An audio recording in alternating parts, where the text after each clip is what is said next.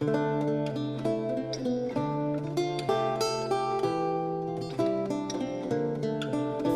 the 18th and 19th centuries, the Lowcountry of South Carolina was one of the wealthiest and most influential regions in the nation.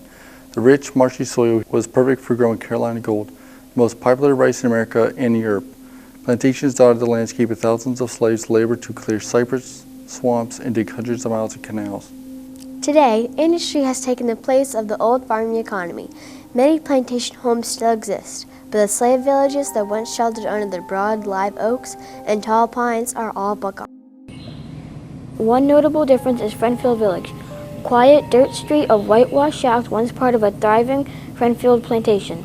More than 200 slaves lived there by the early 1800s. Some of their descendants remained for more than a century after the Civil War.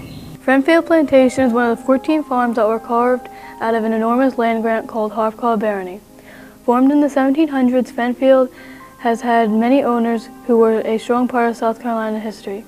William Wade's grandfather traded with the Indians in the late 1600s.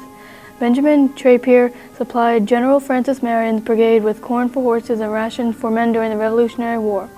William Austin fought for the South in the Civil War and lost everything. Hundreds of African Americans who worked the land at Friendfield. They cleared over 1,000 acres of swamp and cypress and dug canals that stretched as far as the eye could see. The cultivation of the rice began in late spring, around April, with the seed being sown. At harvest time, slaves with iron sickles reaped the rice stalks, bound them into sheaves, and stacked them into mule-drawn wagons.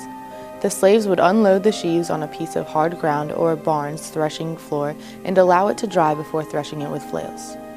By 1850, the slaves of Friendfield, along with sister plantations Rosehill, Clifton, and Fort Long Hope, produced 1,800,000 pounds of rice. In 1860, Friendfield alone produced 562,000 pounds of rice.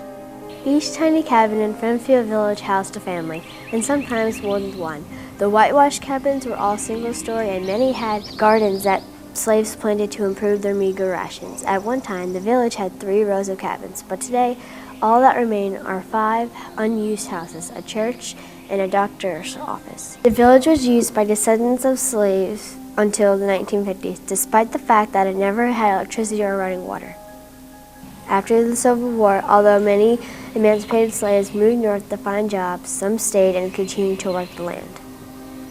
In the early 1900s, Friendfield was reunited with all the plantations of Hobcob Barony when Wall Street millionaire Belle Baruch bought the whole property to use as a winter residence.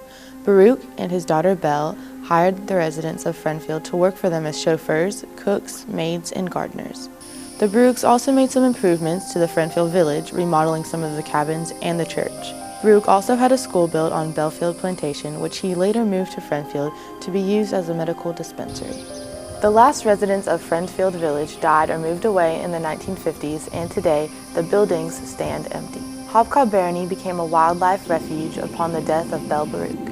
There are many historic buildings on the sweeping property, and all are carefully preserved and open for guided tours. Thousands of visitors to Hobcob Barony get not only a tour of lowcountry wildlife, but also a glimpse into South Carolina's past.